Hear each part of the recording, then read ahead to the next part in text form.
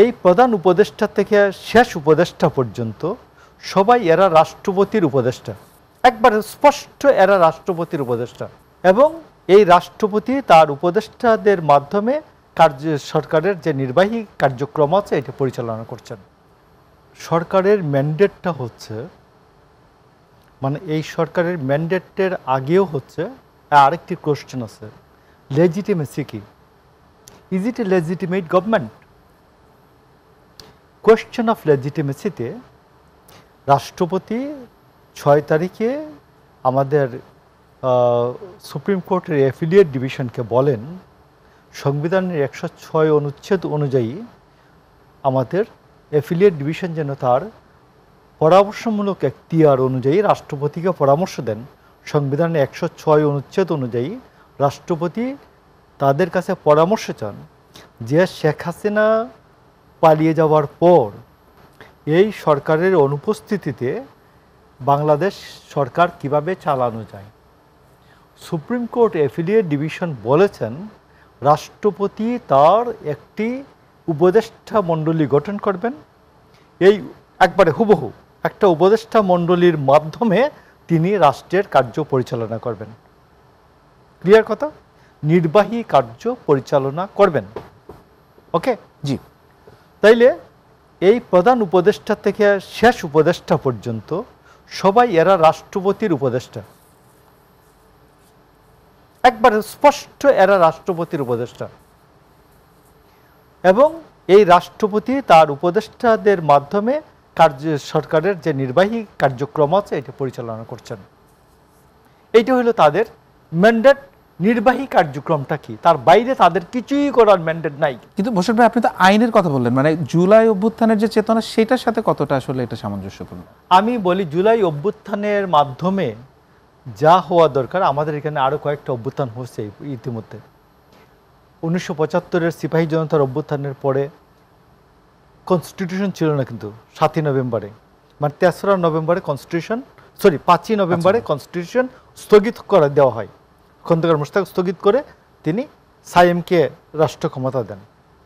তো তখনও একটা কাস্টমস যেটা আছে আমাদের, কাস্টমস এবং কনভেনশন, এই অনুযায়ী রাষ্ট্র পরিচালনা হয়।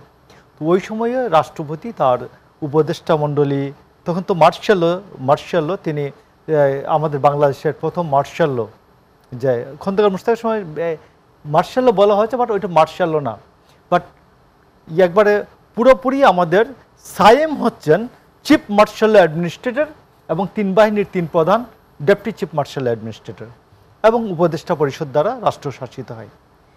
এবং ৯০-এ দেখবেন আপনি ঠিক অনুরূপ রাষ্ট্রপতি তার উপদেষ্টা, রাষ্ট্রপতি কি ৯০-এর যে ট্রান্সফরমেশন অফ পাওয়ারটা, ইয়াতে মওদুদ সাহেবরা উপরাষ্ট্রপতির পদে পদত্যাগ করেন এবং জাস্টিস শাহাবুদ্দিনকে উপরাষ্ট্রপতি পদে দেওয়া হয় এবং তারপর এরশাদ রিজাইন করেন, দেন রাষ্ট্রপতি কি বলে এই অ্যাক্টিং প্রেসিডেন্ট হন জাস্টিস শাহাবুদ্দিন।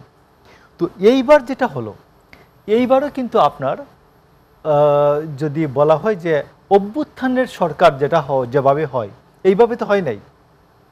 অভ্যুত্থানের সরকার না হয়ে যারা অভ্যুত্থানের শক্তি ছিলেন তারা সেনাবাহিনীর প্রধানের কাছে গিয়েছেন, সেনাবাহিনীর প্রধান তাদেরকে নিয়ে রাষ্ট্রপতির কাছে গিয়েছেন, রাষ্ট্রপতিকে তারা অনুরোধ করেছেন সবাই যে গভর্নমেন্ট কীভাবে চলতে পারে, রাষ্ট্রপতি সুপ্রিম কোর্টের কাছে পরামর্শ চাইছেন।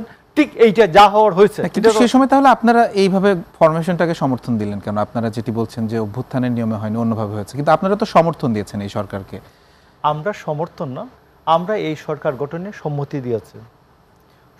দিয়েছি। এইরকম আপনি দেখবেন ৫-৬ তারিখে যখন এই ছাত্ররা বলে যে একটা জাতীয় সরকার করেন, আমাদের ভারপ্রাপ্ত চেয়ারম্যান তারেক রহমান বলেছেন যে আমরা বাংলাদেশে দীর্ঘদিন ধরে একটা জেনুইন নির্বাচন চেয়েছি। জেনুইন নির্বাচনের জন্য প্রধান প্রতিবন্ধক ছিল শেখ হাসিনা। তো শেখ হাসিনা যেহেতু অপসারিত হচ্ছে, আমাদের নির্বাচনের প্রতিবন্ধকতা তো শেষ হয়েছে, তো আমরা একটা দ্রুত নির্বাচন করে ফেলব। তারপরে ৮, ৯, ১০ তারিখের পরে এটা নতুন সংস্কারের কথা আসছে। ৮, ৯ তারিখের পরে দেখবেন যে এইখানে যে অভ্যুত্থানের যে বিভিন্ন শাখা প্রশাখা গজালো, এই যে আমাদের শফিক ওই কি বলে উপদেষ্টা, প্রধান প্রেস সচিব, উপদেষ্টার হ্যাঁ, প্রেস প্রধান সচিব, উপদেষ্টা, প্রেস তিনি সচিব। একটা লেখা লিখলেন মাস্টার মাইন্ড, এবং এই লেখার হুবহু প্রতিধ্বনি করলেন চিফ অ্যাডভাইজার আমেরিকায় গিয়ে বললেন যে এটা it was the meticulously designed a movement, movement meticulously design হইলে এটা ষড়যন্ত্র হয়ে যায়, এটা না মুভমেন্ট থাকে না। তো ইট ওয়াজ মেটিকুলাসলি ডিজাইনড এ মুভমেন্ট, এবং এই মেটিকুলাস ডিজাইনের মাস্টার মাইন্ড হচ্ছে কি বলে মাহফুজ।